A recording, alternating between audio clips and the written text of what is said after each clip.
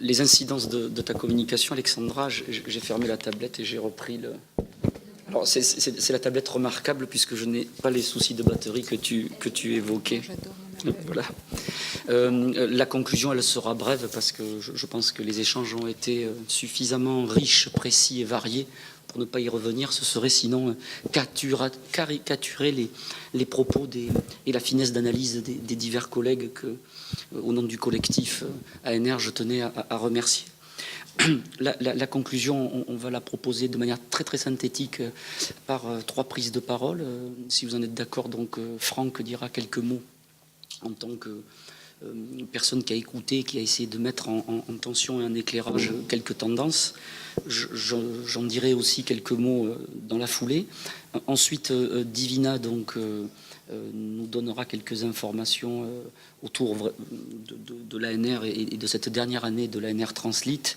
Et puis je reprendrai vraiment quelques secondes la parole pour donner quelques informations pratico-pratiques.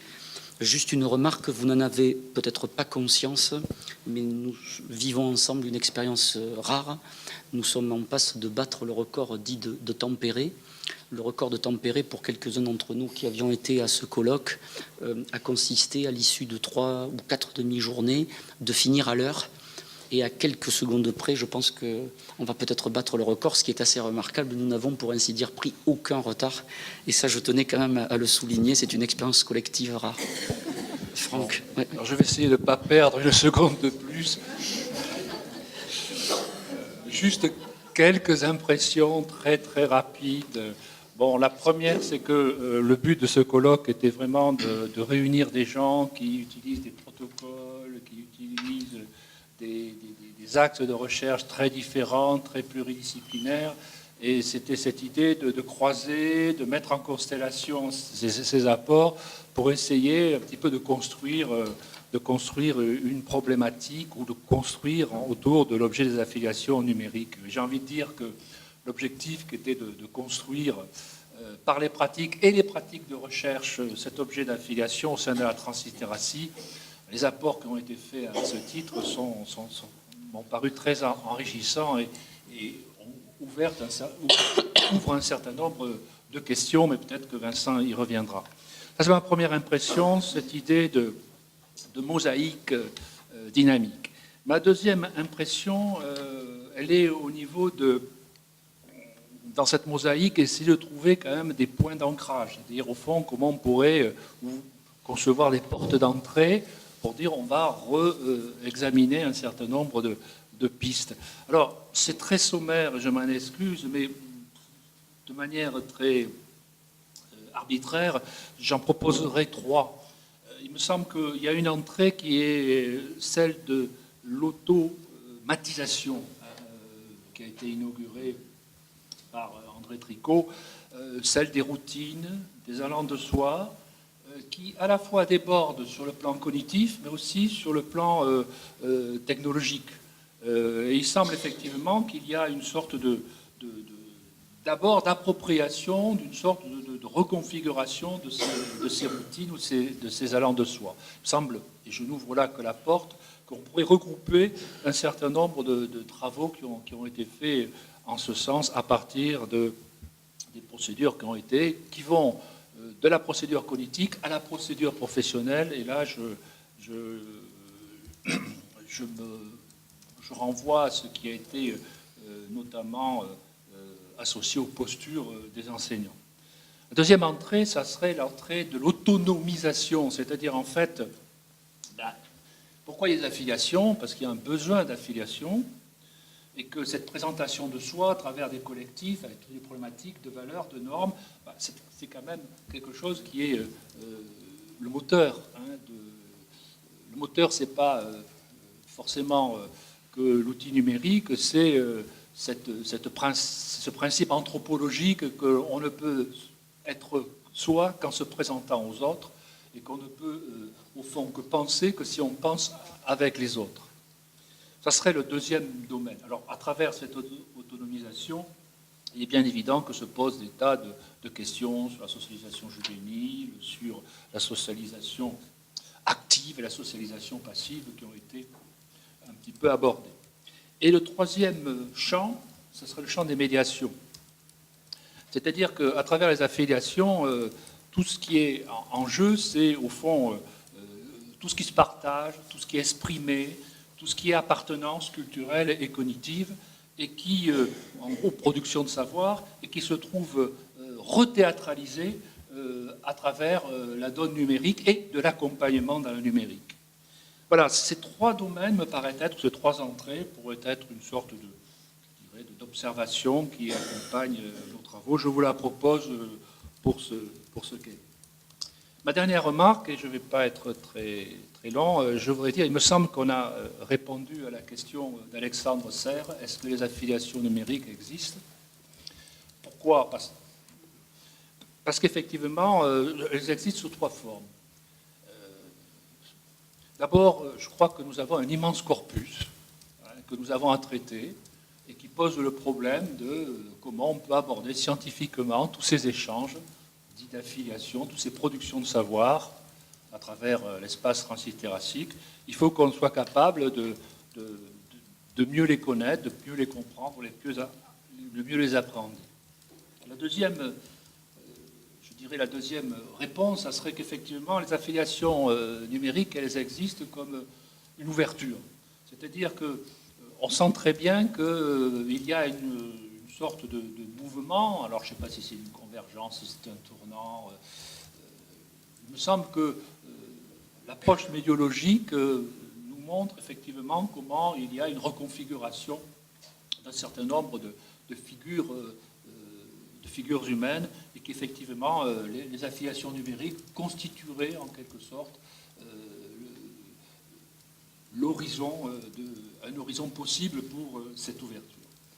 Et puis le troisième élément de réponse, est-ce que les affiliations numériques existent? Je crois que c'est peut-être la meilleure réponse, c'est que nous en avons l'expérience. C'est que nous vivons tous les jours et que les travaux le montrent, que nous sommes engagés en quelque sorte dans un espace d'affiliation. Certains disent que c'est un tiers-monde entre l'imaginaire et le réel, un espace d'orientation qui produit une expérience originale. Alors, je réponds un petit peu à sa question. Oui, les affiliations numériques, elles existent parce que, effectivement, c'est un champ d'expérience, un corpus qui est exponentiel, parce que c'est une ouverture à de nouvelles formes de socialité, et parce qu'effectivement, c'est l'expérience que nous faisons tous les jours et que nous essayons de mieux comprendre. Voilà pour quelques mots. Merci bien, Franck. Vous pouvez l'applaudir. Ça lui fera plaisir et ça nous fera plaisir. Je compléterai. Je n'ai pas trop dépensé. Non, je compléterai deux, trois autres remarques en fait par rapport à ce qui s'est dit avec un choix, vous l'avez bien compris, Franck et moi, et de ne pas revenir sur toutes les communications, mais plutôt de dégager des éléments effectivement qui nous interrogent, il me semble. C'est classique, mais on voit quand même que la question épistémologique et conceptuelle a été posée. Alors bon, on n'y revient pas, appropriation, affiliation, mais on voit aussi quand même, il m'a semblé, des tensions possibles entre d'une part ce qui serait de l'ordre de la proposition de modèle, hein, et à la fois certains ont revendiqué ou ont essayé de nous présenter des approches modélisatrices, et à côté de ça, il y avait une autre piste qui a été suggérée par quelques collègues qui était, et j'ai bien aimé cette expression et je souhaitais l'évoquer, les figures, c'est-à-dire ce qui va consister effectivement non pas à caler forcément une modélisation qui serait uniformisante, mais plutôt laisser la place à la diversité. Et ça m'intéresse d'autant plus que dans figure, j'y vois aussi la figure du corps. Et donc le geste et la pensée qui guident le geste. Première remarque. Deuxième remarque, je tenais à remercier les intervenants. Il y a eu un gros effort finalement de tenter de dépasser à travers donc les lectures qui ont été proposées cette articulation qui consiste à chercher ce qui se passe dans cet entre-deux entre le monde social et le monde scolaire. Et on voit, c'est une idée force, je crois, le principe de récurrence, c'est-à-dire que l'on prenne le secteur de la santé, de l'éducation, de l'université ou même de la politique, on voit qu'il y a des phénomènes récurrents autour des principes d'affiliation. Je vais en prendre un, c'est la place du marquage par l'écrit, où il y a des formes là aussi de corporalité et de contestation de modes d'organisation qui paraissaient relativement posés et peu contestables. Cette complexité, on a tenté, et je ne sais pas si l'exercice a été réussi, mais d'apporter des éclairages de plusieurs sciences. C'est la vocation de l'ANR Translate, et peut-être que si un avenir devait être donné, il faudra renforcer cette prise de risque, nous dit Morin, de la complexité du regard multiple. Je rappellerai qu'on a eu des lectures sciences de l'éducation, psychologie, sciences politiques ou sciences infocom. Une autre remarque qui me semble être importante, c'est qu'on voit quand même que des éléments fondamentaux de la compréhension du rapport à l'information ont été souvent mobilisés. J'en citerai 2 ou 3. La sensorialité, la place des espaces, espaces matériels à travers les territoires et spatialité où il n'y a plus de rapport territorial, mais plutôt la spatialité autour du numérique. Et puis aussi un autre élément qui a été mis en discussion, à savoir, d'une part, des normes qui étaient vraisemblablement en train de bouger, d'évoluer, et chose très intéressante, des normes finalement qui voient progressivement le jour, peut-être même pour faire face, je reviens à l'enquête, etc., au savoir académique, c'est-à-dire ce rapport qui serait que peut-être dans la filiation, des normes d'usage qui feraient sens, un sens, encore une fois, qui peut être contesté par divers spécialistes, mais qui mettent en tension finalement des savoirs ou des modes d'organisation académique. Et j'insiste sur l'idée de savoir académique, je pense aux programmes d'enseignement ou référentiels, etc., mais aussi les organisations qui ont une forme d'académisme par rapport à la prescription, par exemple, des tâches ou du travail. Et puis un dernier point qui me semble important donc de souligner, c'est finalement le fait que dans les lectures d'affiliation, il y a cette idée de la corporalité du rapport à l'information et de l'intellectualité. Et cette articulation entre les deux dimensions me semble être à creuser ou à questionner encore. Encore une fois, merci à tous de nous avoir permis de poser ces quelques principes. Divina ? Merci, merci à vous d'avoir organisé cela, d'avoir pris le défi, l'équipe de Bordeaux. Je crois que c'est un peu comme ça qu'on a travaillé à l'ANR Translate et on s'est un peu lancé des défis intérieurs les uns et les autres. Et je pense que ça reflète bien un peu la façon dont on espère travailler ensemble. En fait, on travaille, me semble-t-il, d'une manière à la fois pré-numérique et numérique dans Translate. C'est-à-dire qu'on est à la fois dans des attendus scientifiques très classiques, très basés sur l'autorité, et puis une méthode plus agile, si je devais reprendre la méthode de travail des MOOC et la méthode de l'informatique professionnelle, où on procède par erreur, essai, récurrence et rattrapage. Donc nos différentes conférences intermédiaires, c'est ce qu'elles ont fait. Elles nous ont permis d'avancer, de tester des choses, de prendre du risque, dans la confiance, de se remettre en cause et d'avancer ensemble et avec les autres. Je remercie vraiment tous ceux à l'extérieur de Translate qui viennent maintenant de plus en plus régulièrement avec nous pour discuter. Donc, il y a une cohérence qui s'établit, me semble-t-il, au niveau de Translate, un peu comme modèle de recherche, parce que on n'a pas parlé ici de la partie politique publique, mais on tombe aussi et on retrouve les mêmes types de résultats qui ont été évoqués ici dans l'analyse des politiques publiques, notamment dans ce que je pense être le moment dans lequel on est. Et je crois que c'est les tensions qu'on a eues sur l'affiliation le montraient hier et encore aujourd'hui. Je pense qu'on est dans la phase, on va dire, d'institutionnalisation du numérique. C'est plus juste une pratique, un usage. Il y a vraiment une institutionnalisation. Il y a des acteurs durs comme fer, des producteurs, des éditeurs, etc. Ils impactent tous les secteurs qu'on a vus, la santé, l'éducation, etc. Et donc, on est à la fois dans l'obligation de regarder des choses légères, au sens des pratiques, où on voit que les gens sont déjà dedans, pour le plaisir, etc. Donc une acceptation totale, ou presque, même quand il y a de la résistance, c'est une résistance pour améliorer, ou pour donner plus de maîtrise, pas pour contester, pas pour virer le numérique. Et à côté, donc, des politiques publiques et des institutions qui sont en train d'arriver, qui sont nouvelles. Et nous, on est un peu à cheval entre les deux, en train de dire, bon, où est-ce qu'on se met, où est-ce qu'on met la recherche aussi là-dedans. Donc, je crois que c'est un moment intéressant à vivre, pas toujours facile. Bref. Voilà, donc c'est pour ça qu'on évolue aussi au sein même de l'ANR, puisque cette dernière année, qui est une année de RAB, on l'a négociée pour plusieurs raisons, pour permettre à l'approche longitudinale qu'on a décidé de mettre dans notre approche, donc l'équipe Bordeaux, l'enquête massive, d'avoir lieu non plus sur les secondes, mais sur la même population de secondes qui maintenant, normalement, arrive en terminale. Donc une suite, on l'espère.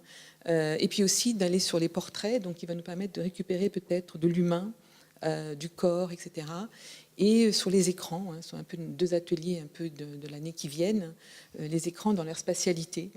Donc je pense que on fonctionne un petit peu comme ça, on n'est pas trop, on est un peu léger, on est un peu souple pour essayer de s'adapter à cette période de transition qui est vraiment très très complexe.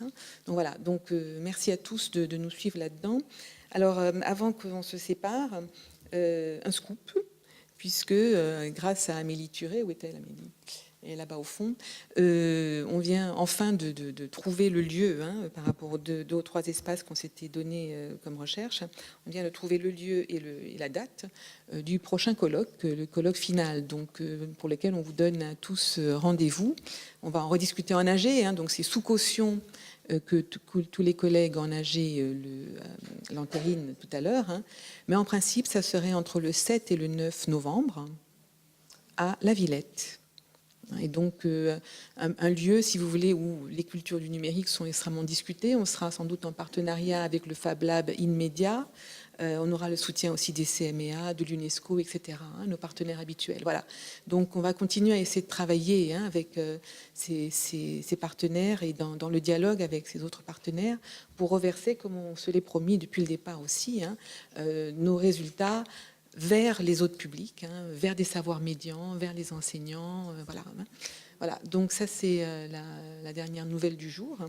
On espère retrouver Inéduc, les autres ANR qui ont travaillé un peu sur nos thématiques. On voudrait vraiment faire apparaître aussi en force une approche française de ce qui se passe. Et il y a eu plusieurs ANR récemment, je pense à Musimorphose aussi, qui travaillent sur la musique, etc. Sans doute des travaux de Fab Lab ou autres.